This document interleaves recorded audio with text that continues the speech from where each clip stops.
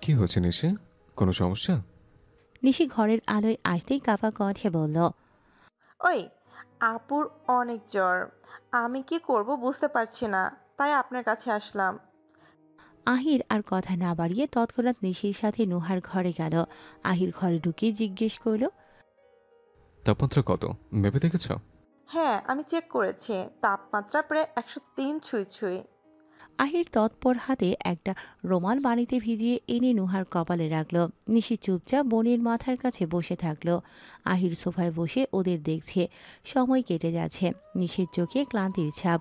আহির বুঝতে পারল ওর অবস্থাটা। ধীর গলায় বলল। নিশি, তুমি একটু ঘুমিয়ে নাও। চিন্তা করো না, আমার উপর ভরসা রাখো। আমি নুহার খেয়াল রাখবো। নিশি কিছুক্ষণ নির্বাক বসে থাকলো। ভাবনার ভারে যেন তার সমস্ত অস্তিত্ব থমকে গেছে। একসময় এই মানুষটিকে কতটা অপছন্দ করত সে। ঘৃণা, বিরক্তি এসব অনুভূতিই ছিল সেই সময়ে। অথচ আজ আহিরকে দেখার পর থেকে তার প্রতি তীব্র বিদ্বেষের অনুভূতিটা নিশির অন্তর থেকে এখন যেন লুপ্ত হয়ে গেছে। আহিরের চোখের গভীরে সে যেন নুহার প্রতি নিখাদ ভালোবাসার ছায়া দেখে। সে চোখের ভাষা কোনোদিন মিথ্যে বলে না। সন্ধ্যায় দেখা ঘটনাটা মনে পড়তেই তার ভেতরটা কেমন জানি একটা মোচড় দিয়ে উঠল। নিঃশব্দে উঠে দাঁড়ালো সে। দরজার কাছে গিয়ে একবার পেছনে ফিরে তাকালো। আহির তখনও চুপচাপ বসে আছে। অনিমেষ দৃষ্টিতে তাকিয়ে আছে কোথাও। নিশি একটু থেমে অস্ফুট স্বরে বলল। আহির ভাই, আপুর খেয়াল রাখবেন। কথাটুকু বলে ধীর পায়ে সরে গেল নিশি। আহির খেয়াল করল নুহার ঠোঁট কাঁপছে। জ্বরের ঘোরে অস্পষ্ট কিছু শব্দ ফিসফিস করে বেরিয়ে আসে তার ঠোঁটের কোণায়। গুঞ্জনের মতো সেই শব্দগুলো স্পষ্ট নয়। ধীরে ধীরে উঠে এসে নুহার মাথার পাশে বসল সে। নিস্তব্ধ ঘর, মৃদু আলো, সবকিছু যেন থমকে আছে এই দুজনের নিঃশ্বাসের ভারে। আহির হাত বাড়িয়ে রুমালটা তুলে নিল। ঠান্ডা পানিতে ভিজিয়ে এনে আলতো করে রাখল নুহার কপালের উপর। কয়েক মুহূর্ত চুপচাপ তাকিয়ে থাকলো আহির। চোখ নামিয়ে আনলো নুহার মুখের কাছে। কানটা এগিয়ে দিল। নুহা কি যেন বলছে। খুব মনোযোগ দিয়ে শোনার চেষ্টা করলো, কিন্তু শব্দগুলো যেন দূরের মেঘের গুঞ্জনের মতো আছে, তবুও নেই। আহির গলায় চাপা সুরে ডাকল। নুহা, নুহা, শুনতে পাচ্ছেন? একটু উঠুন, আপনার ওষুধ খাওয়া দরকার। নোহা ধীরে ধীরে চোখ খুলল। চোখ দুটি ছিল জ্বরের কুয়াশায় ঢাকা, ক্লান্তিতে ভরা। তার মুখে বিস্ময়ের ছাপ ফুটে উঠল। কিছুক্ষণ চুপচাপ তাকিয়ে রইল, তারপর কষ্টের সুরে বলল। আপনি এখানে কি করছেন? আপনি আবার নিজের সীমা ভুলে গেছেন। আমার কাছে কেন এসেছেন আপনি? আহির কোনো উত্তর দিল না। একটুও কথা না বলে উঠে গেল। কিছুক্ষণ পর ফিরে এসে হাতে কয়েকটি ঔষধ আর গ্লাস ভর্তি পানি নিয়ে নুহার দিকে এগিয়ে দিল। এগুলো খান, জ্বরটা বেশি। নুহা হাত বাড়াতে যাচ্ছিল, কিন্তু হঠাৎ থমকে গেল। তার মুখটা কুঁচকে গেল, যেন এক মুহূর্তের জন্য কিছু ভয় কিংবা অস্বস্তি তাকে আচ্ছন্ন করে ফেলেছে। এ- এক এক মিনিট। আহির, দূরে থাকুন। আমার কেমন যেন। বলেই নুহা খাট থেকে নামার চেষ্টা করছিল। কথা শেষ হওয়ার আগেই নুহা কাঁপতে কাঁপতে বমি করে ফেলল। হঠাৎ এই পরিস্থিতিতে আহির সরে যেতে পারল না। বমির বেশিরভাগটা আহিরের শার্টে এসে লাগলো, কিন্তু তাতে কোনো বিরক্তির চিহ্ন তার চোখে দেখা গেল না। বরং দ্রুত এগিয়ে এসে নুহাকে শক্ত করে ধরল, যেন সে পড়ে না যায়। বাথরুমে চলুন, মুখটা ধুয়ে নিন। নুহা লজ্জায় মাথা নিচু করে বলল। আমি আপনাকে দূরে থাকতে বলেছিলাম।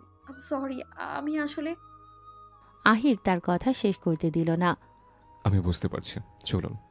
সকালটা আজ যেন একেবারে অন্যরকম ছিল। নুহার ঘরের জানালা দিয়ে সূর্যের সোনালি আলো ধীরে ধীরে ভেতরে প্রবাহিত হচ্ছিল। আলো চিহ্নগুলো নুহার গায়ে এসে পড়তেই তার ঘুম কেটে গেল।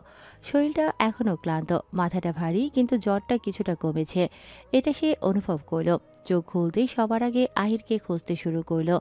দেখতে পেল আহির সোফায় বসে এক হাতে মাথা ঠেকিয়ে ক্লান্ত চোখে ঘুমিয়ে পড়েছে। মনে হলো হয়তো রাতভর জেগেই ছিল। রাতের ঘটনার কথা মনে পড়তেই নুহার মুখটা যেন নিজের অজান্তেই নিচু হয়ে গেল। তার ভেতর এক অস্বস্তি, এক লজ্জা ঘুরপাক খেতে লাগলো। এই মানুষটাকে সে কতবার অপমান করেছে, কতবার দূরে সরিয়ে রেখেছে, তবুও কখনো তাকে একটু আঘাত দেয়নি আহির। বরং বিপদের মুহূর্তে যখন তাকে সবচেয়ে বেশি দরকার ছিল, তখনই সে পাশে দাঁড়িয়েছে। জ্বরের ঘোর কেটে গেলেও শরীরটা তবুও দুর্বল। উঠে দাঁড়াতে গিয়ে হাতটা পাশের টেবিলে রাখা পানির গ্লাসে লাগলো। টুং শব্দ হলো, আর গ্লাসটা ছড়িয়ে পড়ল মেঝেতে। চূর্ণ বিচূর্ণ হয়ে আহির ঘুম থেকে চমকে উঠে বসে গেল। আপনি উঠে গেছেন? তারপর সঙ্গে সঙ্গে নুহার দিকে এগিয়ে এসে বলল। কেমন লাগছে এখন? আহির হাত বাড়িয়ে তার মাথায় হাত দিতে গিয়েছিল, কিন্তু মুহূর্তে যেন নিজেই সরে গেল। ভালো লাগছে, জ্বর নেই মনে হয়। বলেই এক ঝটকায় আহিরের হাতটা ধরে নিজের কপালে ঠেকালো। দেখুন জ্বর কি এখনো আছে? আহির কিছুটা অবাক হয়ে নুহার স্পর্শে স্থির হয়ে দাঁড়িয়ে রইল। হুম, জ্বর তো নেই, তবে আপনি এমন ভুলভাল কাজ করেছেন কেন? নুহা তার হাত ছেড়ে উঠে দাঁড়াতে যাবার চেষ্টা করছিল, কিন্তু ঠিক তখনই আহির তার হাত ধরে একটু টান দিল। নুহা ভারসাম্য হারিয়ে সোজা আহিরের বুকের উপর এসে পড়ল। নুহা সোজা চোখ তুলে তাকালো আহিরের দিকে। কি করছেন আপনি? আপনি আবার নিজের সীমা। কথা শেষ হওয়ার আগেই আহির এক হাতে আলতো করে তার মুখ চেপে ধরল। যদি আমি নিজের সীমানায় থাকতাম, তবে আপনি ঠিক এই মুহূর্তে কাছের টুকরোর উপর দাঁড়িয়ে থাকতেন। সেটা কি ভালো হতো? নুহা এক মুহূর্তের জন্য নিশ্চুপ হয়ে গেল। বুকের ভেতর অদৃশ্য কোনো অনুভূতি ধুকপুক করে উঠল। সে কিছু না বলেই একটু দূরে সরে দাঁড়ালো, চোখ নামিয়ে বলল। আম সরি, আসলে আমি। আহির মৃদু হেসে বলল। এতবার সরি বলবেন না, নিচে চলুন, কিছু খেয়ে নেন। আহির যেতে গিয়ে থেমে বলল। আপনি চিন্তা করবেন না, আমাকে বিশ্বাস করতে পারেন। আমি আমার সীমা কখনোই ভুলব না, আর আপনাকে ভুলে যেতে জোরও করব না, বরং আপনাকে যত তাড়াতাড়ি সম্ভব মুক্তি দেওয়ার চেষ্টা করব। আহির আর কিছু বলল না, সোজা চলে গেল। বাড়িটা আজ বেশ শোরগোল পড়ল। ঘরের কোনায় কোনায় ব্যস্ততার ছাপ। কাছের আত্মীয় স্বজন যারা দূরে ছিলেন তারা একে একে এসে জড়ো হচ্ছেন। উঠোনে সাজসজ্জার কাজ চলছে পুরো দমে। মিস্ত্রিদের হাত যেন আজ থেমে থাকার উপায় নেই। কেউ রঙের ব্রাশে নতুন প্রাণ আনছে, কেউ বা ফুলের মালা বাঁধছে। সব মিলিয়ে উৎসবের গন্ধ ছড়িয়ে পড়েছে বাতাসে। ঈশান উঠোনের এক কোণে দাঁড়িয়ে সবকিছু তদারকি করছিল। মিস্ত্রিদের কখনো নির্দেশ দিচ্ছে, কখনো বা নিজের হাতে কিছুটা ঠিক করে নিচ্ছে। এমন সময় তার চোখ আটকালো ইরিনার দিকে। মেয়েটা একা একা বাগানের দিকে চলে যাচ্ছে। ঈশানের ভ্রু একটু কুঁচকে উঠল। কৌতূহল মিশ্রিত উদ্বেগ কাজ করল মনে। কিছুক্ষণ দাঁড়িয়ে ভেবে চিনতে সে আস্তে আস্তে ওর পিছু নিল। ইরিনা বাগানের একদম শেষ প্রান্তে গিয়ে দাঁড়ালো। সেখানে পুরনো একটা পুকুর। পুকুর পাড়ে বড় শিমুল গাছটা বাতাসে দুলছে। ইরিনা ধীরে বসে পড়ল পুকুরের ধারে, মাথা নিচু করে, যেন নিজের ভেতরেই ডুবে গেছে। ঈশান কিছুটা দূরে দাঁড়িয়ে দেখছিল। কিছু বুঝতে না পেরে সে ফিরে আসতে যাবে, ঠিক তখনই কান্নার মৃদু আওয়াজ এসে তার পা থামিয়ে দিল। সে থমকে দাঁড়ালো, ভালো করে কান পেতে শুনল। হ্যাঁ, ভুল শোনেনি, ইরিনা কাছে। ঈশান কিছুক্ষণ দাঁড়িয়ে ভাবল, তারপর ধীরে ধীরে এগিয়ে গিয়ে নরম কণ্ঠে বলল। ইরিনা, কিছু হয়েছে? আপনি কাঁদছেন কেন? ইরিনা চমকে উঠল, দ্রুত হাত দিয়ে চোখ মুছল, মুখ ফিরিয়ে নরম হাসি আনার চেষ্টা করল। যদিও চোখের কোণায় বৃষ্টির মতো জমে থাকা জল ফাঁকি দিয়ে বেরিয়ে আসতে চাইছিল। না কিছু না, আমি ঠিক আছি। ঈশান কিছুক্ষণ ইতস্তত করে বলল। যদি কোনো সমস্যা না থাকে আমাকে বলতে পারেন, আমি শুনছি। ইরিনা কিছুক্ষণ চুপ করে থাকলো, মাথা নিচু, পুকুরের স্থির জলের দিকে তাকিয়ে যেন নিজেকেই খুঁজছিল। তারপর হঠাৎ ঈশানের দিকে তাকিয়ে বলল। তুমি ঈশান, রাইট? ঈশান হালকা হেসে মাথা নেড়ে সম্মতি জানালো। হ্যাঁ। ইরিনা একটু থেমে আবার বলল। আচ্ছা ঈশান, একটা কথা সত্যি করে বলো তো, আমার সম্পর্কে তোমার ধারণা কি? প্রশ্নটা শুনে ঈশান কিছুটা চমকে উঠল। এমন প্রশ্নের জন্য সে একদমই প্রস্তুত ছিল না। চোখে মুখে বিস্ময়ের ছাপ স্পষ্ট। হঠাৎ এমন প্রশ্ন করছেন কেন? আমাদের বাড়িতে কেউ কিছু বলেছে আপনাকে? ইরিনা মৃদু হাসল। না তা নয়, আমি জানতে চাইছি তোমার কাছে কি মনে হয়, আমি সত্যি অসুন্দর, নাকি গায়ে পড়া, নাকি তার চেয়েও খারাপ কিছু? আসলে আসলে অনন্যা আর নিশি আমাকে নিয়ে কথা বলছিল, এতে ওদের কোনো দোষ নেই, যা দেখছে সেটাই বলেছে। ঈশান একটু ভেবে নিয়ে নরম গলায় বলল। সত্যি কথা বলতে আমি মনে করি কেউ অসুন্দর নয়, প্রত্যেকেই তার নিজের মতো করে সুন্দর। কেউ হয়তো কারো চোখে অপূর্ব, আবার কারো চোখে সাধারণ। সেটা নির্ভর করে দেখার দৃষ্টিভঙ্গির উপর। আপনি যেমন তেমনই সুন্দর। পৃথিবীতে যেমন কেউই নিখুঁত নয়, তেমনই কেউ অসুন্দর নয়। তবে যদি আপনার কথা বলেন, একটা মেয়ে যেমন হলে তাকে সুন্দর বলা যায়, আপনি তেমনই। সহজে বলতে গেলে আপনিও সুন্দরীদের মধ্যে একজন। জানো, আয়েকে যখন প্রথম দেখেছিলাম তখন আমার খুব সাধারণ লেগেছিল। চুপচাপ মনমরা একটা ছেলে, সবসময় যেন কি একটা ভাবতো, হয়তো পরিবারের কথা। আর আমি ছিলাম ঠিক ওর উল্টো। ও প্রাণবন্ত হাসি খুশি ঘুরে বেড়ানো আমার কাজ। আমরা কিভাবে যেন বন্ধুত্ব হয়ে গেলাম। আর কখনো কারোর সাথে খারাপ ব্যবহার করতো না। আমি তো কখনো কোনো মেয়ের সাথে তাকে খারাপ সম্পর্কেও দেখিনি, বরং কোনো কারণে ও মেয়েদেরকে এড়িয়ে চলতো, সবসময় পড়াশোনা মন দিত, আমাদের সবাইকে পড়তে বলতো। আমি ওই সব ফাঁকি দিয়ে বেড়াতে চাইতাম আর ও পড়তে বসাতো। এই বিপরীতে টানেই হয়তো আমি ওর প্রতি দুর্বল হয়ে পড়তাম। আমি আহিরকে অনেকবার বলেছি আমার অনুভূতির কথা, আমার ব্যবহার বোঝানোর চেষ্টা করেছি, কিন্তু বিরক্ত হতো। যে কারো হওয়ার কথা, কিন্তু কখনো রুট হয়নি, কখনো সুযোগও নেয়নি। ও ব্যবহারের এই সততার জায়গাটা আমার সবচেয়ে বেশি মুগ্ধ করেছিল। ঈশান নিবিষ্ট মনে শুনছিল। ইরিনার কণ্ঠে এক অদ্ভুত আবেগের কম্পন। একদিন আহির আমাদের তার জীবনের সব কাহিনী খুলে বলে, কেন শীতালে গিয়েছিল, কেন নিজের জীবনটাকে গুছিয়ে নিতে ছুটছিল। সবচেয়ে অবাক হয়েছিলাম যখন শুনলাম বিয়ের প্রথম দিনই আহির স্ত্রীর মানে নুহাকে মুখও দেখেনি, তবুও সে বলেছিল তাদের ডিভোর্স না হওয়া পর্যন্ত নুহার স্বামী। আর এই সম্পর্কে যতদিন থাকবে ততদিন আর কোনো সম্পর্কে জড়াবে না, কারণ সে এখনো বিবাহিত। তুমি বলো, সে পুরুষ বিয়ের প্রথম রাতেই পালিয়ে যেতে বাধ্য হয়েছিল, যার নিজের স্ত্রীর চেহারাও মনে নেই ঠিকভাবে। সে যদি শুধুমাত্র বিবাহিত এই পরিচয়ে ভার মাথায় নিয়ে নিজেকে এত কিছু থেকে দূরে সরিয়ে রাখে, এমন একজন পুরুষের প্রেমে কে পড়তে চাইবে না? জানো ঈশান, আমি ভেবেছিলাম হায়ের কোনো না কোনো দিন আমাকে মেনে নিবে, হয়তো সময়ের সঙ্গে ওর মন বদলাবে, কারণ ওর জীবনে নোহার কোনো অস্তিত্বই ছিল না। আর তাই আমি নিজেকে বদলাতে শুরু করেছিলাম, ওর মনের মতো হওয়ার চেষ্টা করেছিলাম, এখনো করছি। দেখো না, আমি তোমাদের মতো বাঙালি হওয়ার চেষ্টা করছি। আমি ওর পছন্দ মতো কথা বলি, ওর ভালো লাগা খারাপ লাগা বোঝার চেষ্টা করি, নিজের সবটা দিয়ে ওর কাছে পৌঁছাতে চেয়েছি, কিন্তু আমি এখন বুঝতে পারি আমি ভুল করেছি। কথা বলতে বলতে তার গলা ধরে এলো। আমি আইরের চোখে এখন নুহার জন্য ভালোবাসা দেখি, জানো। আই কখনো দেখিনি যে চোখে এত মায়া, এত আবেগ। আহিরের চোখে নুহার প্রতি এত মুগ্ধতা আমাকে বারবার মনে করিয়ে দেয় আমি সেখানে নেই, আমি কোনোদিনও ছিলাম না। আহির সে সুখী দেখে আমার ভালো লাগে, সত্যি বলছি। ভাসলে আমার মনে হয় পৃথিবী একটু সুন্দর হয়ে গেল। কিন্তু জানো ঈশান, আমার বুকের ভেতর কেন যেন হাহাকার করে, কেন এত কষ্ট হয়, কেন মনে হয় আমি কোথাও ফাঁকা পড়ে গেছি। ঈশান একটু থেমে ইরিনার মুখের দিকে তাকালো। তার চোখে অদ্ভুত একটা কষ্টের ছায়া। যে কথাগুলো বলতে যাচ্ছিল সেগুলো যেন ওজনদার হয়ে উঠল। দেখুন, আপনাকে সান্ত্বনা দেওয়ার মতো মুখস্থ কোনো কথা আমার জানা নেই। আর সত্যি বলতে এই মুহূর্তে সান্ত্বনা হয়তো যথেষ্টও নয়। কিন্তু একটা কথা বলবো মন থেকে, কেউ আপনাকে গ্রহণ করেনি মানে এই নয় যে আপনি অপূর্ণ বা অসুন্দর। কেউ আপনাকে চায়নি। লসটা কিন্তু আপনার নয়, লসটা তার, যে আপনার মতো ভালোবাসতে জানে। এতটা নিঃস্বার্থ, এতটা উদার একজন মানুষকে হারিয়ে ফেললো, তার বরং দুঃখ হওয়া উচিত। জীবন কখনো একজনের জন্য থেমে থাকে না, থাকবেও না। একজনকে না পেলে সব শেষ, ব্যাপারটা এমন নয়। আর আমি শুধু এটুকু বলবো, নিজেকে সস্তা করে দেখবেন না কখনো।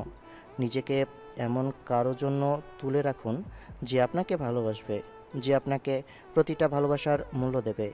দেখবেন জীবন তখনই সুন্দর হয়ে উঠবে।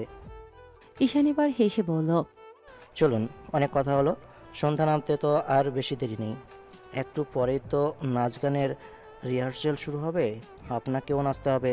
প্রস্তুত তো আপনি? ইরিনা চোখ মুছল। এবার একটু প্রাণখোলা হাসি ফুটে উঠল মুখে। সত্যি বলতে তোমার সাথে কথা বলে মনে হচ্ছে অনেকটাই হালকা হয়ে গেলাম। আর হ্যাঁ, তুমি আমায় তুমি করে বলতে পারো। ঈশান একগাল হেসে বলল, ঠিক আছে ইরিনা, তবে এবার চলো চলো ইরিনা। সন্ধ্যা নামতে নামতে আকাশ জুড়ে লালচে আভা মিশে গিয়ে কালচে নীল রঙে রূপ নিল। দূরের মাঠ প্রান্তর ধীরে ধীরে অন্ধকারে ঢেকে গেল। বাড়ির উঠোনে এখনো মৃদু আলোর ঝলকানি। গাছের পাতায় পাতায় সন্ধ্যার বাতাস খেলা করছে।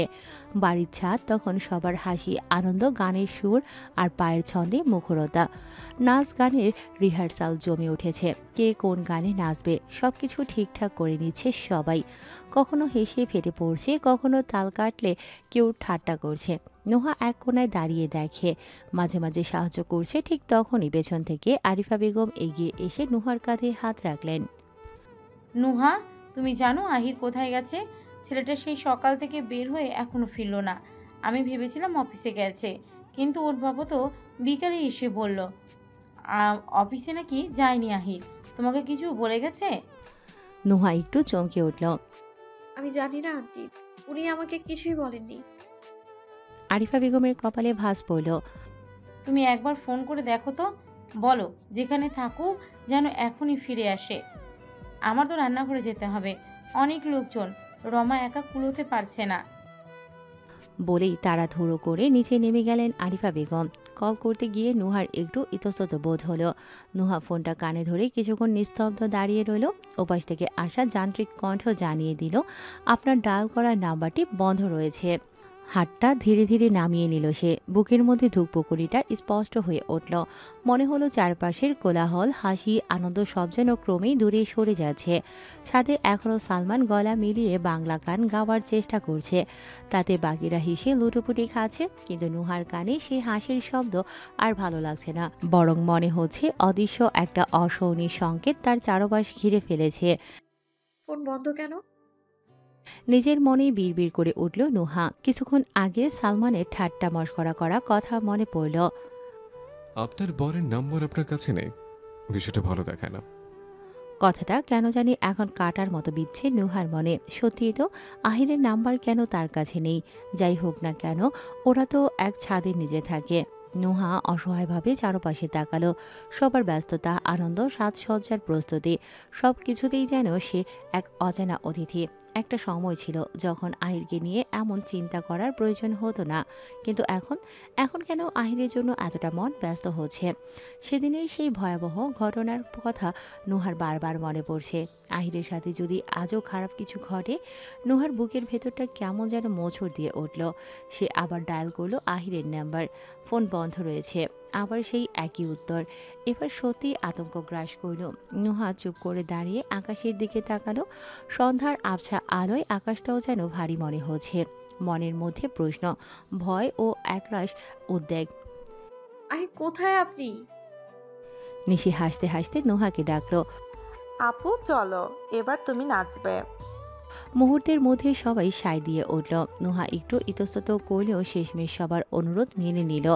গানের সুর যখন শুরু হলো, নুহা ধীরে ধীরে তাল মেলাতে লাগলো। প্রথমে একটু সংকোচ, তবে খুব তাড়াতাড়ি সে সুরের সাথে মিশে গিয়ে নাচ শুরু করলো। তার হাতের আঙুলের বাঁক, চোখের ভাষা, শরীরের গতি, সবকিছু যেন এক অনন্য হাবভাব সৃষ্টি করছিল। সবাই মুগ্ধ হয়ে দেখছিল, তবে একজনের দৃষ্টি যেন বিশেষভাবে আটকে গেল নুহার প্রতি। নাচ শেষ হতেই নুহার চোখ পড়ল ঠিক সামনে দাঁড়িয়ে থাকা আহিরের দিকে। মুহূর্তেই নুহার চোখ পড়ল আহিরের হাতে থাকা ছোট্ট প্রাণটির দিকে। নুহা অবাক হয়ে বলে উঠল। বিড়াল? নুহা একটু এগিয়ে এলো, বিস্ময়ের সাথে জানতে চাইল, আপনি ওকে কোথায় পেলেন? আহির হেসে বলল, অনেক জায়গায় খুঁজেছে, কিন্তু আপনার শেরুর মতো ঠিক ওই রকম বিড়াল পায়নি। তবে দেখুন, এটা দেখতে অনেকটা শেরুর মতো, সামান্য পার্থক্য আছে শুধু। বলেই সেই বিড়াল ছানাটা নুহার দিকে এগিয়ে দিল। নুহা দু হাতে কুলে তুলে নিল ছোট্ট বিড়াল ছানাটিকে। নরম, তুলতুলে, আর তার ছোট্ট চোখ দুটো মায়ায় পূর্ণ। অবাক করা বিষয় হচ্ছে, বিড়ালটা সত্যি শেরুর মতো। ঠিক তখনই ঈশানের চিন্তিত কণ্ঠে ভেসে এলো, আহির ভাই, তুমি কোথায় ছিলে? আমরা সবাই তোমাকে খুঁজছিলাম। মামুনি কত চিন্তা করছিল, আর নুহা তোমাকে কতবার কল দিয়েছে। আহির একটু হেসে বলল, আমার একটা বিশেষ কাজ ছিল। যাই হোক, তোর রিহার্সাল চালিয়ে যা, আমি একটু পর যোগ দিচ্ছে। বলেই সে ছাদের সীমানা পেরিয়ে ধীরে ধীরে নিচে নেমে গেল। নুহা যখন ঘরের দরজা খুলে ঢুকলো, চোখে পড়ল আহির সোফায় বসে আছে। নুহাকে দেখেই আহির উঠে দাঁড়িয়ে পড়ল, মুখে একটা হাসি টেনে বলল, আপনার বিড়াল পছন্দ হয়েছে? আহিরের প্রশ্ন শুনে নুহা একটু থেমে গেল, তারপর ধীরে ধীরে বলল, আপনি সকাল থেকে বিড়াল খুঁজতে বের হয়েছিলেন? আহির হেসে উঠল, না, আসলে আমি। আপনার হাতে কি? কোথাও কিছু নেই, ওসব ছাড়ুন। আপনি বলুন, আপনি কি আমার জন্য সত্যি চিন্তা করছিলেন? মানে ঈশান বলল আপনি বারবার আমাকে কল করছিলেন। নুহার মুখে বিরক্তির একটা ছাপ স্পষ্ট হয়ে উঠল। কথা ঘুরাবেন না। ডান হাতে কি লুকাচ্ছেন আপনি? বলে নুহা তার দৃষ্টি আরো তীক্ষ্ণ করে আহিরের দিকে তাকালো, শান্ত গলায় বলল। হাত সামনে আনুন। আহির কিছু না বলেই ধীরে ধীরে ডান হাতটা সামনে নিয়ে এলো। নুহার চোখ পড়ল হাতের আঙুল থেকে কবজি পর্যন্ত গভীর আঁচড়ের দাগে। ক্ষতস্থান থেকে কিছুটা রক্ত বেরিয়েছে মনে হয়। ওই আরেকটা বিড়াল পেয়েছিলাম, শেরের মতো দেখতে, তবে একটু বড় ছিল। ধরতে গিয়েছিলাম, কামড়ে আছড়ে এমন অবস্থা করেছে। নুহার চোখে মুখে অস্বস্তি স্পষ্ট হয়ে উঠল, তীক্ষ্ণ সুরে বলল। আপনাকে এইসব করতে কে বলেছে আহির? হ্যাঁ, আমার চিন্তা হচ্ছিল আপনার জন্য। সেদিনের ঘটনার পর যে কোনো মানুষের জন্যই চিন্তা হওয়াটা স্বাভাবিক নয় কি? তবে হ্যাঁ, আপনি এর অন্য কোনো মানে ভেবে বসবেন না। তারপর তাড়াতাড়ি চলে যেতে লাগলো, তবে দরজার কাছে পৌঁছে হঠাৎ থেমে গেল। কিছু সময় চুপ থেকে আবার ঘুরে দাঁড়িয়ে বলল।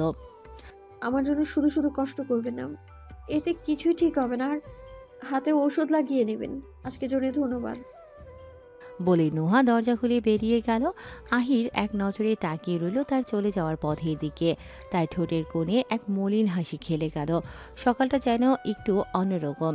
চারপাশে এক ধরনের উৎসবের আমেজ, আকাশটা ফিকে কমলা আর নরম সোনালি রঙের রাঙা।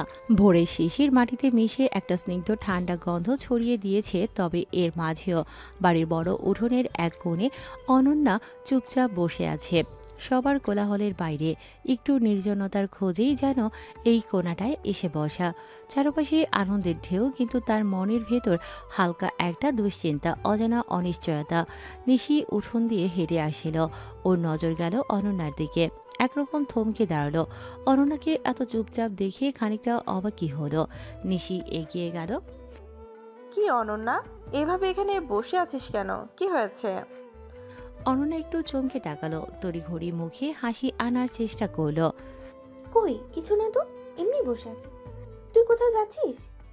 নিশি ভ্রু কুঁচকে তাকিয়ে রইল, যেন বুঝতে চাইছে। সত্যি কি কিছু হয়নি?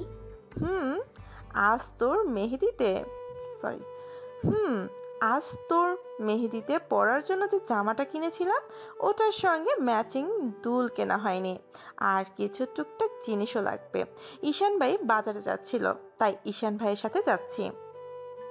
অনন্যা কিছু বলল না, তবে চোখের কোণায় হালকা একটা ভাব লেগে রইল, যা নিশির চোখ এড়ায়নি। সকালটা যেন একটু বেশি ঝলমলে, তবে নিশির মনের মধ্যে অস্থিরতার ছায়া এখনও টুকটাক ঘুরপাক খাচ্ছিল। অনন্যাকে সে বিয়ে ঠিক করার দিন থেকেই দেখছে মেয়েটা কেমন যেন চুপচাপ মনমরা হয়ে আছে। গেট পার হতে না হতেই একটা অচেনা কণ্ঠে থমকে দাঁড়ালো। সকাল সকাল আপনার মুডের কি হলো ম্যাডাম? এভাবে গভীরভাবে কাকে নিয়ে ভাবছেন? আমাকে নিয়ে? নিশি চমকে তাকালো, দেখে সালমান গাড়ির ভেতরে আরাম করে বসে আছে। জানালা নামিয়ে ওর দিকে তাকিয়ে মিটিমিটি হাসে। নিশি ভ্রু কুঁচকে বলল। আপনি এখানে কি করছেন? সালমান হাসল। মার্কেটে যাব, চলো উঠে পড়ো। গাড়ির দরজা খুলে দাঁড়ালো নিশির জন্য। নিশি খানিকটা দ্বিধায় পড়ে গেল। আমার তো ঈশান ভাইয়ের সঙ্গে যাওয়ার কথা ছিল। সালমান চোখ ঘুরিয়ে বলল। ঈশান ভাই ব্যস্ত বাড়ির কাজে, আর তুমি ঈশানের থেকে একটু দূরে থাকবে। সারাক্ষণ ঈশান ভাই কেন? নিশি গাড়িতে উঠে বসে পড়ল, হালকা ঠোঁট বাঁকিয়ে বলল। তা কি আপনার হিংসে হচ্ছে? আচ্ছা ঠিক আছে, তাহলে আপনাকেও সালমান ভাই বলবো, খুশি? সালমান হঠাৎ ঝুঁকে এলো। নিশি এক মুহূর্ত নিস্তব্ধ। সালমান হাত বাড়িয়ে সিট বেল্টটা টেনে দিয়ে বাঁধল। নিশির চোখে মুখে অস্বস্তি, আবার কোথাও একটা চাপা শিহরণ। সালমান নিচু গলায় ফিসফিস করে বলল। শুধু সালমান। নিশি কিছু বলল না, মুখ ঘুরিয়ে জানালার বাইরে তাকালো, তবে ঠোঁটের কোণে যেন একটা লুকোনো হাসি খেলে গেল। গাড়িটা ধীরে ধীরে গেট পেরিয়ে বেরিয়ে গেল রাস্তায়। নুহা ধীর পায়ে এগিয়ে এসে দাঁড়ালো রফমিরের ঘরের দরজার সামনে। দরজাটা হালকা খোলা, ভেতর থেকে ভেসে আসে নিচু স্বরে কথা বলার শব্দ। নুহা উকি দিয়ে দেখল শেহনাজ মীর আর রফমির পাশাপাশি বসে আছেন।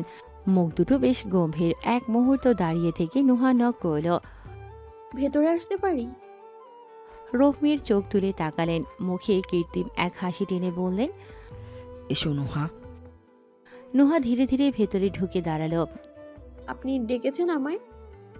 রফমির সোজা হয়ে বসলেন। তুমি আজকে অফিসে গিয়েছিলে? নুহা মাথা ঝাঁকালো। হ্যাঁ, বিয়ের জন্য কয়েকদিন যেতে পারবো না, তাই ভাবলাম একবার ঘুরে আসি। তবে দুপুরের আগেই চলে এসেছিলাম। রফমির চোখ সরু করলেন।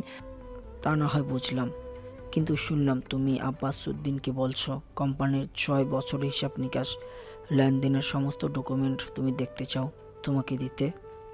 নুহা স্বাভাবিক স্বরেই বলল, হ্যাঁ আঙ্কেল, আপনাকে অফিসে পাইনি, তাই আব্বাস আঙ্কেলকে বলেছি। উনি আপনাকে জানিয়ে ভালোই করেছেন। শেহনাজ মীর এতক্ষণ চুপ ছিলেন।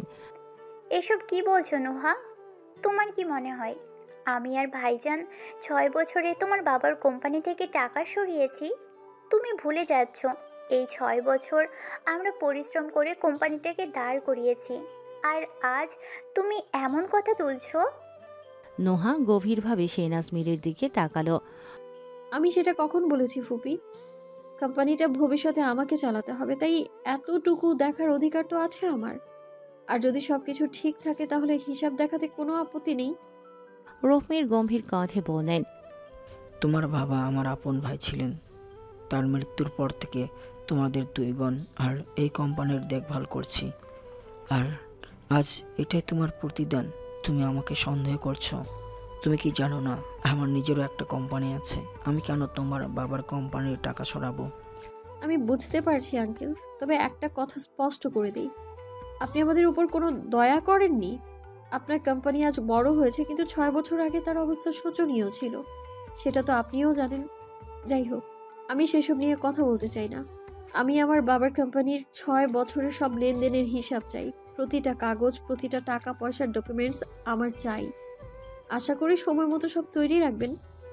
নোহা দাঁড়িয়ে থাকলো এক মুহূর্ত, তারপর মাথা নিচু করে বলল, আমি আসি, কোনো ভুল হলে ক্ষমা করবেন। নোহা বেরিয়ে যাওয়ার পর ঘরটায় কয়েক মুহূর্ত নিস্তব্ধতা। শেহনাজ মীর অসহিষ্ণু ভঙ্গিতে শাড়ির আঁচল ঠিক করলেন, কণ্ঠে উপহাস আর ক্ষোভ মিশিয়ে বললেন, শুনলে তো ভাইজান, আমি তোমাকে আগেই বলেছিলাম এই মেয়েকে এত মাথায় তুলো না।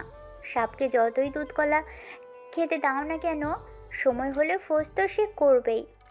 রফমির চুপচাপ সিগারেট ধরালেন, চোখে মুখে কঠোরতার ছাপ ধোয়া ছড়াতে ছড়াতে ঠান্ডা অথচ ধারালো স্বরে বললেন, সাপের বিষ দাঁত কি করে ভাঙতে হয় সেটাও রফমির খুব ভালো করেই জানে। রফমির খেলায় নিয়ম ভাঙা পছন্দ করে না, যে ভাঙে তাকে খেলার মাঠ থেকেই সরিয়ে দেয়।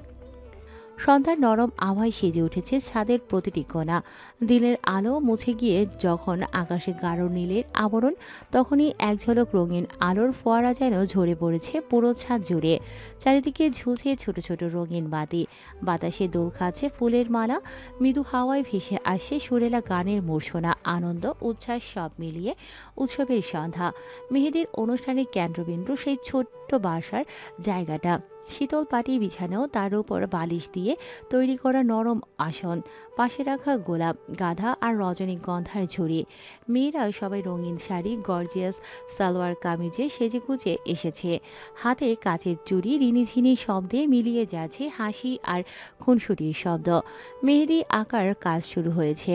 আশেপাশে দাঁড়িয়ে কেউ গানের তালে হাততালি দিচ্ছে, কেউ আবার মৃদু নাচের ছন্দে দুলছে। কেউ মজা করে বলছে মেহেদির রং যত গাঢ় হবে স্বামীর ভালোবাসাও নাকি তত বেশি হবে। নুহা অনন্যার পাশে বসে মেহেদি আঁকার জন্য প্রস্তুতি নিচ্ছে, যদিও এসবের প্রতি তার আগ্রহ বরাবরই কম। নিশি তাকে জোর করে ধরে নিয়ে এসেছে। তখন হঠাৎই কানে একটা মিষ্টি গানের সুর ভেসে এলো। নুহা অবাক হয়ে তাকিয়ে দেখল আহির গিটার হাতে দাঁড়িয়ে এক প্রকার হালকা নাচতে নাচতে গান গাইছে। গানটা শুরু হলো, ভালোবাসবো বসবো রে বন্ধু তোমায় যতনে, আমার মনের ঘরে চাঁদের আলো চুইয়া চুইয়া পরে, পুষে রাখবো রাখবো রে বন্ধু তোমায় যতনে,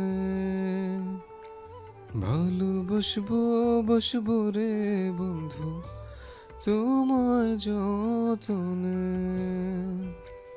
দুধে আলতা গায়ের বরণ রূপ যে কাঞ্চা সোনা, আঁচল দিয়া ঢাইকা রাইখো চোখ যেন পড়ে না, আমি প্রথম দেখে পাগল হইলাম আমি প্রথম দেখে পাগল হইলাম, মন যে আর মানে না।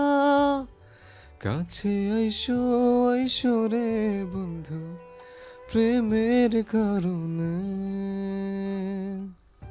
ভালোবাসো বাইসো রে বন্ধু, আমায় যতনে। নিশি ভোরে জোনাক নাচে মনের গহীন বনে, স্বপ্ন দেখো বন্ধু তুমি নিগুড় আলিঙ্গনে। তোমায় মায়া দিলাম, সোহাগ দিলাম, দিলাম আদর করে। পাশে থাকবো থাকবো রে বন্ধু, তোমার কারণে।